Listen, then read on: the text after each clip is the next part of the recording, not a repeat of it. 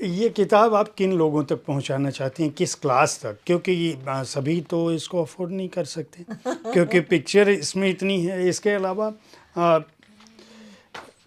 आ, बाहर की फिल्में भारत में मतलब 80 का दौर किस तरह से बदलाव का था, बिना इस किताब को देखे कम से कम आज की पीढ़ी तो नहीं समझ सकती, उतने उतने शेड्स नहीं देख सकती कि लाइफ जो है कितनी किस तरह से बदल रही थी। केवल दूरदर्शन नहीं था, टेलीविज़न केवल टेलीविज़न नहीं था, उस पर वर्ल्ड कप जीतना केवल वर्ल्ड कप जीतना नहीं था। और जो फैशन की दुनिया में बदलाव हो रहे थे, फिल्मों की दुनिया में बदलाव हो रहे थे, और चाहे खाने की चीज़ हो, पीने की चीज़ हो, टिकट का यहाँ पे बहुत एक मज़ेदार इस तरह का टिकट, और टिकट बेचने वाले लोग भी आज की पीढ़ी उसको नहीं समझ पाएगी कि टिकट ऐसे भी बिकते थे।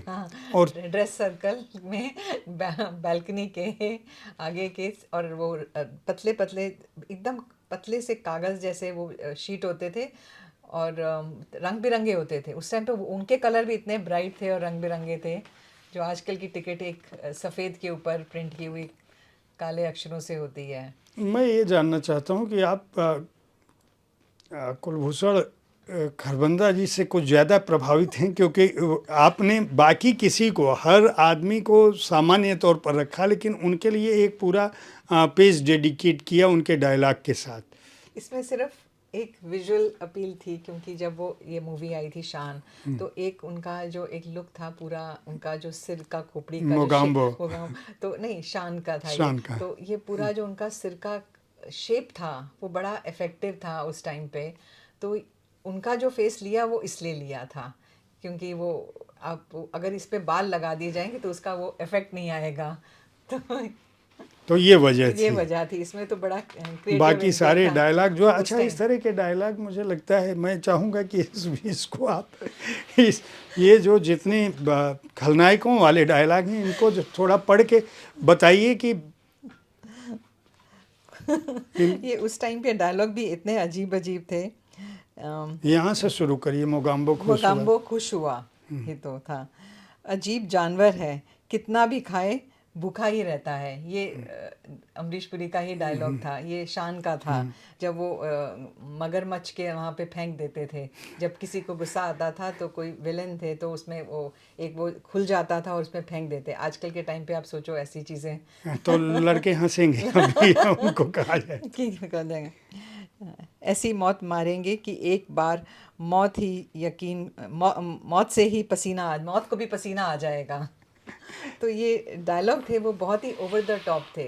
और फिल्मों में भी कुछ भी बोल दो, कुछ भी, तो अब उसका जो अगर आप मतलब निकालना शुरू करो तो उसका कोई सिर पैर नहीं निकलेगा। तो वो टाइम मूवीज़ का बड़ा इंटरेस्टिंग था, मज़ेदार था।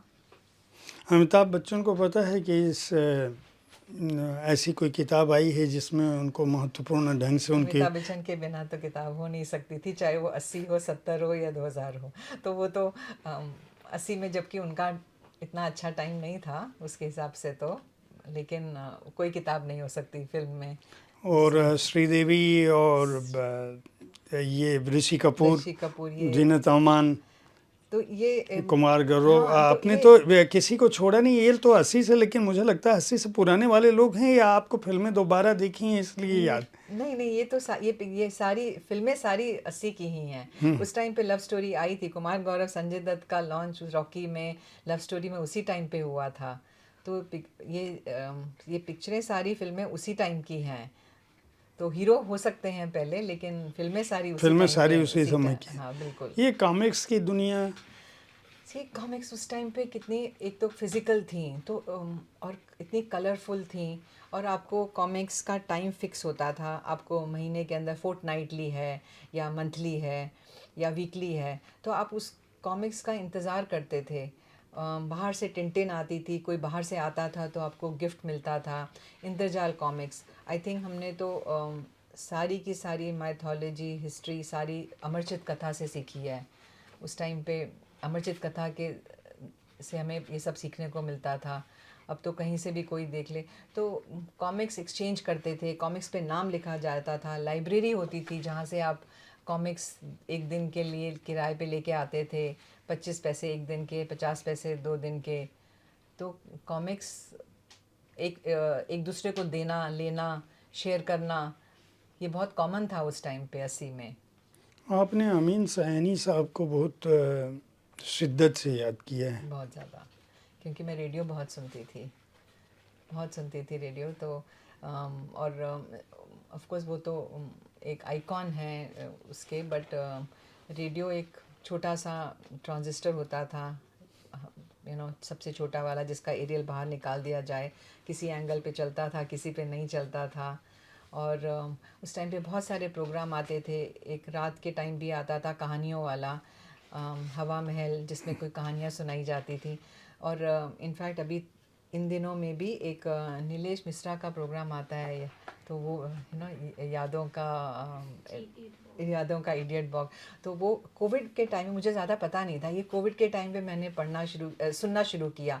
एंड सब फिर मैंने उनको इनफैक्ट लिखा भी, सही मैसेज भी किया कि मैंने कभी उनके बारे में ज़्यादा पता नहीं था। तो मैंने सोचा मुझे इतना अच्छा क्यों लगा, और मुझे याद मैं कनेक्ट करूं, तो वो क्योंकि मैं 80 में या पहले ये सब मैं कुछ चीज़ें कनेक्ट हो जाती हैं जो आपको अंदर से अच्छी लगती हैं, और तो उसका कारण ये था। तो 80 बहुत ही कमिंग बैक टू अगेन कि वो 80 का जो रोमांस था चीज़ों का, सो रोमांस मतलब हर चीज़ का रोमांस। आपने टीवी चलाया, आप शाम का 6 बजे का टाइम है या आपका चित्रहार का समय है, तो आप 2-3 घंटे से पहले उसकी एंटिसिपेशन होती थी, आप इंतज़ार करते थे। जैसे किसी को मिलना है या किसी अपने डेट पे जाना है, उससे पहले हम वेट करते थे, आज प्रोग्राम शुरू होगा, आज आप बैठेंगे, 10-15 मिनट पहले पहुंच जाएंगे, टीवी चलाएंगे और देखेंगे कि चले या ना चले। जैसे कि आप बस स्टॉप पे किसी को जा रहे हैं, कोई आएगा या नहीं आएगा, क्या कपड़े पहन के आएगा। So it was like romance with everything. आपने डेट पे जाने की बात की, और उसके साथ ही जो पन्ने खुले वो पोस्टेज स्टैम्प और लेटर बॉक्स वाले हैं, साथ में कबूतर भी है, चिट्ठी लेके जाने वाला। ये डेट वाला दौर शुरू हो चुका था। बिल्कुल, वो भी उसी टाइम पे था। आप प्रेम का इसमें प्यार, लगातार प्रणय, मोहब्बत, प्रेम, प्रीति या लव लामू, ये ये आपको याद होगा, चश्मे बदूर एक फिल्म आई थी साई परांजपे की। तो ये बड़ी एक कल्ट मूवी थी उस टाइम पे। और पूरी की पूरी आप मूवी देखेंगे तो 80 पे बेस्ड है। और उस टाइम पे जो होता था, तो प्रेम के साथ साथ एक आगे के जब पन्नों में हम आते हैं तो आपने एक पूरा chapter you are a bad girl पर लिया है, और उसमें आपने ये बताने की कोशिश की है कि वह समय जो बदलाव का था उसमें पिक्चर में भी या समाज में भी लड़कियां थोड़ा सा अपने को आधुनिका के रूप में आने लगी थी, और फिल्मों में भी लोग मतलब जैसे जो चीज़ छुपी हुई थी, या सिगरेट या बोल्डनेस जिसको कहते हैं, वह उसी दौर की देन है। जेम्स बॉन्ड के मूवी का भी आपने उल्लेख किया, और उसके बाद भारत में जो फिल्में आई हैं, इसके अलावा जींस पहनावे में जो बदलाव हुआ है उसकी भी बात की। बिल्कुल। क्या आज की पीढ़ी ये समझ पाएगी कि वो जो दौर था, आज जो लोग इंटरनेट के युग में हैं, जिन हैं, जिनको पेरेंट्स को बोलना भी नहीं है या बोलना भी है, या कोई उनके सामने उस तरह का की सीमा नहीं है, मतलब उस तरह का दबाव नहीं है उनको, लेकिन उस समय में ये इन दबावों के बीच भी ये बदलाव हो रहे थे। इन बदलावों के पीछे भूमिका किसकी थी? तकनीक की, हमारे जो आइकॉन्स थे उनकी, फिल्मों की? आप क्या महसूस करती हैं? मेरे ख्याल से कि फिल्मों में जो दर्शाया जाता है, हम फिल्मों से नहीं सीखते हैं। जो फिल्मों में दर्शाया जाता है वो ऑलरेडी हो रहा होता है समाज में, तो जो फिल्मों में दर्शाया गया वो है। तो ये it's a two way sport. ऐसा नहीं है कि जैसे लोग कहते हैं कि ये फिल्मों में ऐसा नहीं दिखाओ तो उसका असर समाज पे पड़ता है, बट समाज में ऑलरेडी वो हो रहा होता है। सो एक उसका तो एक मिरर, फिल्में एक मिरर होती हैं। क्योंकि अगर ऐसा होता तो अभी डाकू की पिक्चरें बनती, घोड़े होते, अगर क्योंकि समाज में अब है नहीं घोड़े और डाकू नहीं है, तो अब वो पिक्चरों में नहीं दिखाया जा रहा है, तो इसीलिए अब उनकी जगह तस्करों ने ले ली हाँ है या जो इसको कहते हैं ऑर्गेनाइज्ड क्राइम हाँ तो वो माफियाज जो है तो दिखाते हैं। अब वही दिखाते हैं। तो और उसके बाद आपको याद होगा, अस्सी में गोल्ड स्मगलिंग पे बड़ा दिखाया जाता था। लोहे के जो सोने के ब्रिक्स आ रहे हैं, शोर के ऊपर डिलीवरी हो रही है, फटा हुआ नोट से मैच किया जा रहा है। तो ये सारी चीज़ें उस टाइम पे एक्चुअली होती थी, जो अंडरवर्ल्ड था, माफिया था। अब लेकिन वो हो नहीं रहा। तो आई थिंक फिल्मों में वही दिखाया जाता है जो जो समाज में ऑलरेडी है या हो रहा है। सिक्के और लूडो, तो ये 80 का टाइम पास था, क्योंकि उस समय खेलना, बैठना, बोर्ड गेम खेलना और बहुत सारी हॉबीज़ होती थी सबके पास। सो जो इसमें जो सिक्के और स्टैम्प कलेक्शन है वो सारी पर्सनल हैं एक्चुअली। अच्छा, ये सारी पर्सनल हैं, मेरी खुद की। तो ये इतने सिक्के आपके पास हैं? बहुत ज़्यादा है इससे, बहुत ज़्यादा है इससे। ये तो बहुत थोड़े से हैं। और स्टैम्प तो उस टाइम पे ये बड़ा कॉमन था। आप 80 के लोगों से पूछो, सबके पास एक स्टैम्प एल्बम होती थी। सिक्के कलेक्ट करना, कॉइन कलेक्शन, ये सब हॉबीज़ होती थी उस टाइम पे।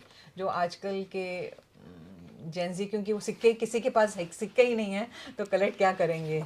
वो तो कार्ड या पेटीएम या यहाँ फिर पे गूगल पे। मध्यांतर की क्या आवश्यकता थी? जब जब मैंने बोला ये एक मनमोहन देसाई की मूवी की तरह किताब है, तो मध्यांतर तो इंटरमिशन मूवी में है। अगर पिक्चर शुरू हुई है तो पिक्चर में मध्यांतर तो बहुत ज़रूरी है।